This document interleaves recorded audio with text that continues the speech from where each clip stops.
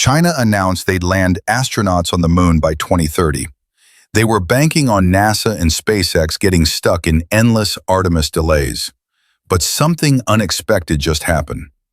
Trump signed an executive order that changes everything, and Musk responded with a plan that could put Americans on the lunar surface by September 2028. That's 2 full years ahead of China's timeline. How did SpaceX suddenly find a way to cut the mission complexity in half? What did they change that nobody saw coming? Let's dive right in. The truth about China's lunar program started unraveling just weeks ago. Beijing held a major press event showcasing their CY-Z1 vehicle, complete with what they called a blurred retro thrust system. State media positioned this as China's answer to NASA's Orion capsule, the spacecraft that would carry taikonauts to lunar orbit and connect with their lander. International observers took the bait initially, but then engineers started asking basic questions. Where are the deep space communication arrays? Where's the radiation shielding for translunar injection? Why does the thermal protection system look so minimal? The answers exposed something Beijing didn't want publicized.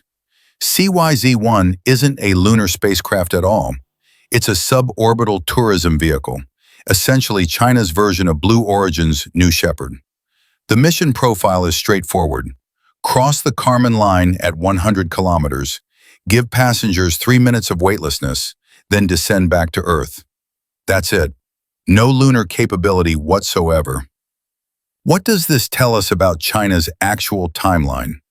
When a nation publicly demonstrates tourism hardware while claiming it's part of their moon program, that's not confidence, that's misdirection. And it suggests their 2030 target might be far more aspirational than anyone in Washington originally believed. Meanwhile, something fundamental shifted in American space policy. President Trump signed an executive order that NASA Administrator Jared Isaacman described as the most important space policy directive since the Kennedy era. The language was explicit: accelerate Artemis, establish permanent lunar presence, beat China's 2030 deadline. No ambiguity, no bureaucratic hedging. Wall Street responded immediately. Within 48 hours of that executive order, SpaceX's private valuation jumped to approximately $800 billion. Why such a dramatic surge? Because investors recognized what this policy shift actually means. The U.S. government just declared SpaceX as America's primary vehicle for returning to the moon. When Washington commits that level of political capital, the commercial implications become enormous. But here's the critical question nobody's addressing publicly. Can Musk actually deliver on a September 2028 crewed landing with only 3.5 years of preparation time remaining? An internal SpaceX document leaked last month reveals their actual timeline. June 2026, first orbital propellant transfer demonstration between 2 starships. June 2027, uncrewed Starship HLS lunar landing. September 2028, astronauts on the surface. These aren't proposal dates. These are locked-in milestones that SpaceX submitted to NASA. Milestones that directly triggered the Artemis 3 schedule acceleration. The technical challenges are staggering. From Starship's first orbital flight in the first quarter of 2026 to the June propellant transfer test, SpaceX has maybe 4 months maximum. In that window, they need to achieve reliable orbital insertion, perfect the chopstick catch system for both Super Heavy and Starship, validate all primary systems, and prove the vehicle is ready for fuel transfer operations. Realistically, that's 3 flights, maybe 4 if they push launch cadence aggressively. What happens if Flight 12 encounters a critical anomaly? That single failure could cascade through the entire timeline, pushing orbital refueling past June 2026 and jeopardizing everything downstream. The margin for error is essentially 0. Yet this is the same company that nearly collapsed after 3 consecutive Falcon 1 failures in 2008, then went on to build Falcon 9 into the most reliable rocket in history. SpaceX has earned credibility by repeatedly achieving what experts declared impossible. So while the timeline looks brutal on paper, dismissing their ability to execute would be historically naive. And SpaceX isn't just hoping for success. They've fundamentally redesigned their approach. After former NASA officials like Jim Bridenstine publicly criticized Starship HLS as overly complex, SpaceX responded with a formal statement.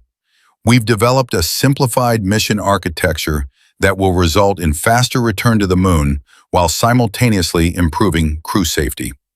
That simplification centers on one radical decision: expendable starships. Think about what this means. SpaceX, the company that revolutionized spaceflight through reusability, is willing to throw away starships to meet this deadline. That reveals how seriously they're taking this geopolitical competition. An expendable variant strips out everything related to Earth return. No heat shield, no forward flaps, no aft flaps, no landing legs. The vehicle only needs to reach orbit, transfer propellant to the depot, then be discarded. This design reduces dry mass by roughly 20%, bringing it down to approximately 80 tons. More importantly, it can deliver up to 250 tons of propellant to low Earth orbit per flight, compared to about 200 tons for the reusable version. The math suddenly changes dramatically. Starship HLS requires between 1,100 and 1,200 tons of propellant to complete a full lunar mission. Translunar injection, lunar orbit insertion, descent, surface operations, ascent, rendezvous with Orion, and crew transfer. Early estimates suggested this would require 10 to 16 tanker launches, but with expendable starships delivering 250 tons each, SpaceX now needs only 4 to 5 refueling flights. Why does this matter? Because in spaceflight, risk doesn't scale linearly, it compounds exponentially. Reducing tanker launches from 16 to 5 doesn't just cut costs, it fundamentally reduces mission complexity and failure probability. Every docking operation, every propellant transfer, every orbital maneuver represents a potential single-point failure. Fewer launches means dramatically higher overall mission reliability. The June 2026 orbital refueling test will answer the question that's keeping NASA engineers awake at night. Does the process actually work as modeled? What if propellant transfer takes twice as long as predicted? What if boil-off rates are higher than expected? What if docking procedures prove more difficult in real-world conditions? That single test will either validate SpaceX's entire architecture or force a complete timeline revision. But SpaceX isn't the only company making aggressive moves. Blue Origin's CEO Dave Limp recently signaled they could help NASA accelerate Artemis, potentially even replacing SpaceX for Artemis 3 if technical delays emerge. Limp's pitch is straightforward. Blue Moon Mark 1 can skip orbital refueling entirely for early missions. Because it's a smaller, Apollo-style lander, a single launch can deliver the complete system to lunar orbit. No depot, no tankers, no complex fuel transfers. This creates a genuine strategic dilemma for NASA. Blue Origin offers lower technical risk and faster near-term results. SpaceX offers revolutionary long-term capability, but with substantially higher execution risk. One path gets Americans on the moon quickly and safely. The other path builds the infrastructure for permanent lunar industrialization. Which approach aligns better with that executive order's language about permanent presence? Because here's what most coverage is missing. The moon race isn't really about footprints anymore. It's about infrastructure. And infrastructure requires power. Massive, continuous, reliable power. By 2030, NASA wants a functioning fission reactor operating on the lunar surface. Not solar panels, nuclear power. The reason is simple physics. Lunar nights last 14 Earth days.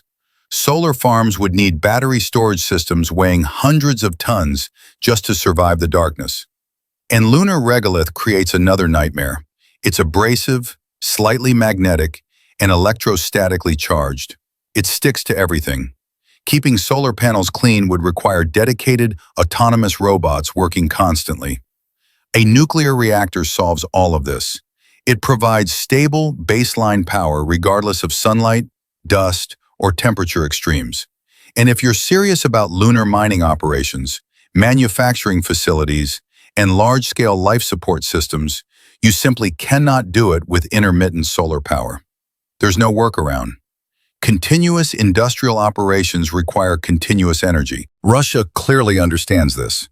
In December 2025, Roscosmos signed a major contract with NPO Lavochkin to develop a lunar power plant operational by 2036. Official documents avoid the word nuclear, but the project directly involves Rosatom and the Kurchatov Institute, Russia's top nuclear energy organizations. The international space community interprets this as confirmation. Russia is building a small fission reactor specifically designed for lunar deployment. The United States executive order explicitly calls for space-based nuclear power development, both for lunar surface operations and Earth orbital systems. This isn't exploration anymore. This is industrialization. And industrialization requires energy infrastructure that only nuclear power can realistically provide at the scale needed. So when we evaluate SpaceX versus Blue Origin, the question isn't just who can land astronauts first. The real question is, who can deliver the heavy cargo needed to build permanent infrastructure?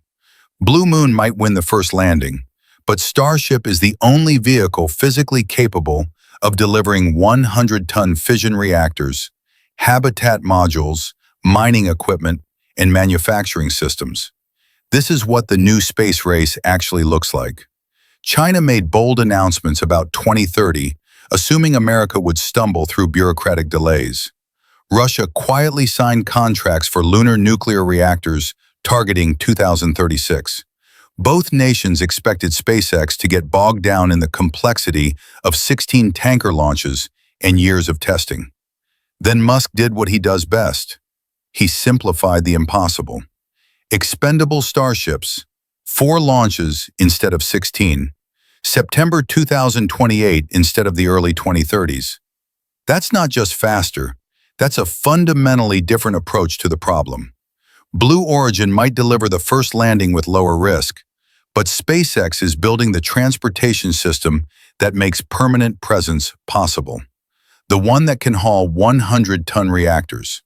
The one that can deliver mining equipment and manufacturing facilities. Because here's the reality, winning the moon race isn't about planting flags anymore. It's about who builds the infrastructure first. And infrastructure requires cargo capacity that only Starship provides. China underestimated how quickly American commercial space could move when Beijing will aligns with technical capability. They're learning that lesson now. The question is whether they can adapt their timeline fast enough to stay competitive. So where do you stand? Does SpaceX hit that September 2028 target, or will technical challenges force delays? Drop your thoughts in the comments below. And if you want to stay ahead of every major development in this new space race, hit that subscribe button and turn on notifications for Space Update 24 hours. We're tracking every launch, every test, every policy shift that matters. Thanks for watching, and I'll see you in the next one.